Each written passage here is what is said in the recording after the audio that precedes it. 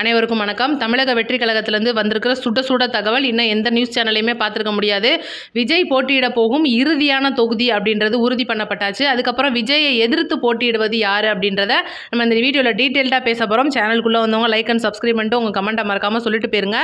இப்போ பார்த்தீங்கன்னா காலையிலேருந்து இந்த கரூர் விஷயத்துக்கு ஒவ்வொருத்தனுக்கும் பதிலடி கொடுத்தே நம்ம வந்து டயர்ட் ஆகிட்டோம்னு சொல்லலாம். 2 பார்ட்டும் போட்டாச்சு, பார்க்காதவங்க பாருங்கள்.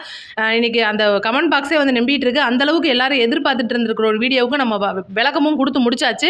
இது எல்லாமே உருட்டல்கள், தீய சக்தியோட உருட்டல்கள் அப்படின்னு தெளிவாக தெரிஞ்சு போச்சு. இப்போ பார்த்தீங்கன்னா இந்த ஒரு வீடியோ அப்படின்றது தமிழக வெற்றி கழக சார்பில் இன்னைக்கு விஜய் அவர்கள் 50 பேருக்கான நேர்காணல் நடத்தியிருக்காரு. போன தடவை பார்த்தீங்கன்னா 60 பேருக்கு முடிச்சிருந்தாங்க. இந்த தடவை 50 பேருக்கு நடத்தி இனிதே முடிக்கப்பட்டாச்சு. 110 வேட்பாளர்கள் வந்து இன்னைக்கு ரெடி ஆயிட்டாங்க. இது போக 20 வேட்பாளர்கள் நட்சத்திர தொகுதியில் இருக்கிறவங்க அவங்க இருக்காங்க. அது ஆல்ரெடி முடிக்கப்பட்ட வேலை. அது போக பார்த்தீங்கன்னா விஜய் அவர்கள் புதுச்சேரியில் தனியாக தான் நிற்க போகிறாங்க அப்படின்ற நியூஸ்லாம் நீங்கள் பார்த்துருப்பீங்க. வேட்பாளர்கள் பட்டியலும் இறுதியாயிடுச்சு. நேற்று புசியானந்த் அவர்கள் கோயிலெல்லாம் போயிட்டு பயங்கரமாக சாமிலாம் கும்பிட்டு வந்துட்டாரு. இப்போ பார்த்தீங்கன்னா விஜய் போட்டியிடுற தொகுதி பெரம்பூர், திருச்சி கிழக்கு, வில்லிவாக்கம், இந்த மாதிரி விருகம்பாக்கம், இந்த மாதிரி 3 தொகுதிகள் வந்து எடுத்து வச்சுருந்தாங்க. கடைசியில் பெரம்பூர் வந்து உறுதியாகவே ஆயிடுச்சு. இந்த பெரம்பூரை பொறுத்த வரைக்கும் ஏன் விஜய் அவர்கள் பெரம்பூரை செலக்ட் பண்ணாங்க அப்படின்ற ஒரு டீட்டெயில் முதல்ல நான் சொல்லிடுறேன். பெரம்பூரில் பார்த்தீங்கன்னா பெண்கள் வாக்கு அப்படின்றது ரொம்பவே அதிகம். 2வது பெரம்பூர் ஏரியாவில் டிவிகேக்கு மட்டுமே 50,000 நிர்வாகிகள் இருக்காங்க. 45,000க்கும் மேலே அடிப்படை உறுப்பினர்கள் அத்தாரிட்டியாக இருக்காங்க அப்படின்ற ஒரு காரணம், மிக முக்கிய காரணம். 2வது காரணம்னு பார்த்தீங்கன்னா ஒவ்வொரு நிர்வாகிகள் குடும்பத்திலையும் 2 ஓட்டு அப்படின்னு நீங்கள் கணக்கு பண்ணோம் அப்படின்னாலே கிட்டத்தட்ட 1,10,000 ஓட்டுகளுக்கு மேலே வந்துடும். இது ஒரு காரணமாக இருக்கும்போது இன்னைக்கு டிவிகேல இருக்கிற அதிகபட்ச ஒரு பலம் அப்படின்னு பார்த்தோம்னா மகளிருடைய வாக்கு பெரம்பூரில் அதிகமாக இருக்குது. இதுக்கு முன்னாடி திமுக மற்றும் அதிமுகவின் கோட்டையாக இருந்த பெரம்பூரை இன்னைக்கு நேரடியாகவே விஜய் அவர்கள் எதிர்க்கிறதுக்கு காரணம் என்ன அப்படின்னு கேட்டிங்கன்னா 2021 அந்த இதுக்கு முன்னாடி நடந்த தேர்தலில் ஆர்டி சேகர் அப்படின்றவர் இப்போ ஜெயிச்சு அவங்க எம்எல்ஏவாக இருக்காப்புல. அவர் தான் வந்து பல வருஷமாக வந்து ஜெயிச்சு அங்கே தான் நின்று அவரோட தொகுதி அப்படின்றனால எம்எல்ஏவாக இருந்துட்டு இருக்காப்புல. நம்ம அதிமுக கூட்டணி கட்சி சார்பில் தான் அந்த தொகுதி கொடுக்குறாங்க அப்படின்றனால இது திமுகவுக்கு சாதகமாக வந்து அங்கே ஜெயிக்கிறதுக்கு அதிக வாய்ப்பு திமுகவுக்கு இருந்துட்டு இருந்துச்சு. இந்த ஒரு தேர்தலை பொறுத்த வரைக்கும் விஜய் அவர்கள் நேரடியாக களம் இறங்குறனால அங்கே பணப்பட்டுவாடா அப்படின்றது அதிகமாக நடக்குது அப்படின்றதுக்காக அங்கே பார்த்தீங்கன்னா தேர்தலோட அந்த ஒரு இந்த வார் ரூம்னு சொல்லுவாங்க, அதெல்லாம் வந்து இன்னைக்கு தமிழக வெற்றி கழக சார்பில் போட்டு விஜய் அவர்கள் அங்கே தான் வந்து தன்னுடைய பரப்புரையை ஸ்டார்ட் பண்ண போகிறாரு அப்படின்ற ஒரு சின்ன தகவல் வந்திருக்கு. இதுக்கப்புறம் பார்த்தீங்கன்னா ரொம்பவே முக்கியமாக இதுக்கு விஜய் அவர்கள் பெரம்பூர் அப்படின்னு முடிவு பண்ணியாச்சு. விஜயை எதிர்த்து யார் நிற்க போகிறா அப்படின்னு நீங்கள் நான் சொன்னேன்னா கண்டிப்பாக சிரிப்பீங்க. அந்தளவுக்கு வந்து ஒரு காமெடி பீஸ் அப்படின்னு சொல்லலாம். சமீப காலங்கள் பார்த்தீங்கன்னா திமுக மேடையில் இவங்க வந்து விஜய் அவர்களை அதிக அளவில் வம்பிழுத்துட்டு இருப்பாங்க.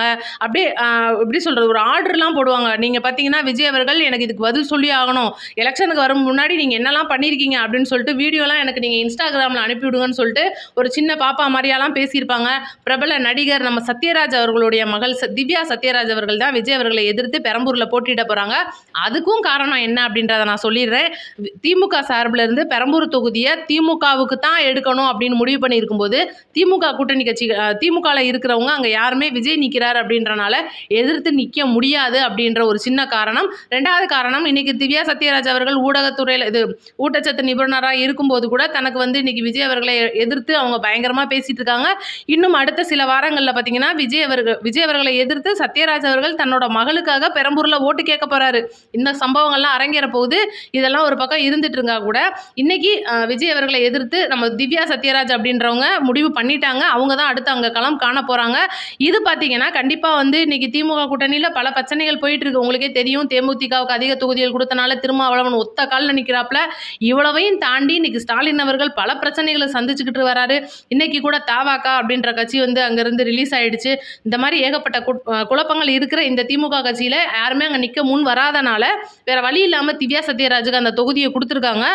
இது ஒரு பக்கம் போயிட்டு இருக்கும்போது இன்றைக்கி பார்த்தீங்கன்னா இன்றைக்கி நிறைய இடங்களில் பார்த்தீங்கன்னா ஒவ்வொரு இடத்துலையும் தேர்தல் பறக்கும் படையினர் வந்து ஒவ்வொரு இடங்களில் என்னென்னமோ வந்து பிடிச்சிட்ருக்காங்க. பயங்கரமாக அந்த தங்கம், காசு, பணம், பரிசு பொருட்கள் இதெல்லாம் வந்து பயங்கரமாக பிடிச்சிட்டு இருக்கும்போது டிவிகே சார்பில் அருண்ராஜ் அவர்கள் மேலே ஒரு பகிரங்க குற்றச்சாட்டு ஒன்று வச்சுருக்காங்க. அதை பார்த்தீங்கன்னா அந்த ஒரு டாக்டரே மறுத்திருக்காரு.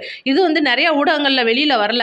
என்ன மேட்ரு அப்படின்னா அந்த டிவிகே சார்பில் மருத்துவ முகாம் போட்டிருக்காங்க. அங்கே பார்த்தீங்கன்னா அந்த ஏரியாவில் இருக்கிறவங்க திருச்செங்கோடோட வேட்பாளர் அவர் தான் அப்படின்னு கிட்டத்தட்ட அறிவிச்சாச்சு அப்படின்னே உண்மையை சொல்லணும். இன்னும் அதிகாரப்பூர்வமாக தரலையே தவிர அவர் தான் வேட்பாளர். அப்படி இருக்கும்போது அங்கே மருத்துவ முகாம் நடக்கும்போது மக்களுக்கும் குழந்தைகளுக்கும் ஹார்லிக்ஸ், பூஸ்ட்டு இதெல்லாம் வந்து தலைவரோட படம் பொறிச்சு இதெல்லாம் கொடுத்துட்டு இருக்கும்போது என்ன நடந்திருக்கு, அங்கே வந்து இதுவெல்லாம் தேர்தல் நடத்தை விதிமுறைகள் வர்றதுக்கு முன்னாடியே நடந்ததை இவங்க இப்போ வந்து நடந்த மாதிரியும், இப்போ பார்த்தீங்கன்னா அந்த ஒரு ஃபோட்டோஸை வந்து இன்னைக்கு யாரோ வந்து லீக் பண்ணனால தேர்தல் பறக்கும் படை அதிகாரிகள் தப்பாக நினச்சிட்டு இன்றைக்கிங்க போய் நேற்றோ இன்னைக்கோ போய் செக்அப் பண்ணியிருக்காங்க போல். அது வந்து அதுக்கப்புறம் அது பொய்ன்னு தெரிஞ்சு அவரோட வீடு அலுவலகம் வரைக்கும் சோதனை நடத்தி இன்னைக்கு டிவிகே அப்படின்ற ஒரு கட்சியை வந்து இலக்காரமாக பேசுறதுக்கும் இவங்க வந்து பரிசு பொருள்லாம் கொடுத்துருக்காங்கன்னு சொல்லி மக்கள் முன்னாடி வந்து இன்னைக்கு கெட்ட பேரை ஏற்படுத்துறதுக்கும் வேலைகள்லாம் நடந்துட்டு இருக்கு.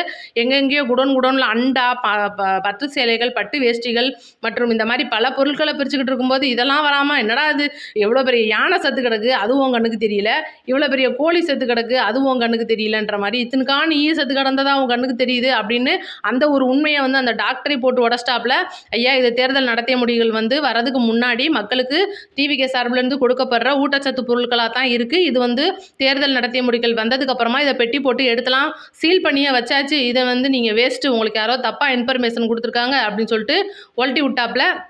அந்த விஷயம்லாம் வந்து இன்றைக்கி நிறைய அடுத்தடுத்து கிளம்பிட்டு இருக்கு.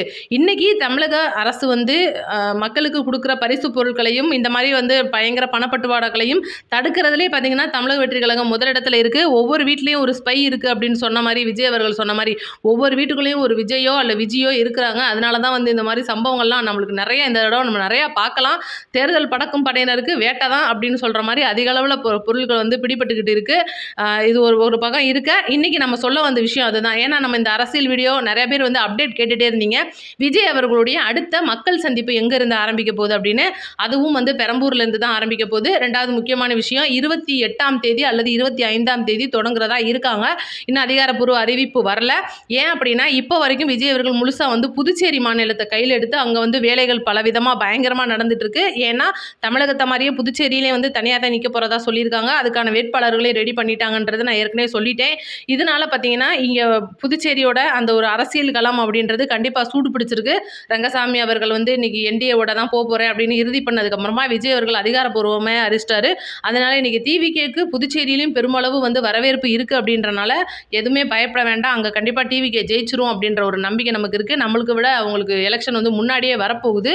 அதனால் அந்த ஒரு வேலையில் இப்போ விஜய் அவர்கள் ரொம்பவே பிஸியாக இருக்கிறனால இந்த ஒரு மக்கள் சந்திப்பு அப்படின்றது கண்டிப்பாக அடுத்தடுத்து வந்துட்டே இருக்குது. ரெண்டாவது தேர்தல் அறிக்கை அப்படின்ற முக்கியமான விஷயம் ஒவ்வொன்றும் பார்த்தீங்கன்னா இன்றைக்கி ரொம்ப முக்கியமான விஷயமா வருது. இப்போ கூட பார்த்தீங்கன்னா முந்தானேத்து நம்ம சீமான் அவர்கள் தேர்தல் அறிவிக்கை ஒன்று விட்டாப்புல.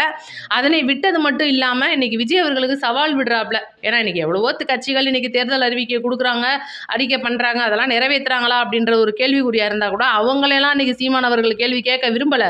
ஆனால் நம்ம எதுக்கு கட்சி ஆரம்பித்தோம்னே தெரியாமல், யாரை எதுக்கும்னே வந்தோம்னு தெரியாமல், ஆனால் இவர் வந்து சீமான் அவர்கள் வந்து இவ்வளோ லட்சம் போட்டு வேஸ்ட்டாக செலவு பண்ணிக்கிட்டு விஜய் அவர்களை கேள்வி கேட்டுட்டு இருக்காப்புல.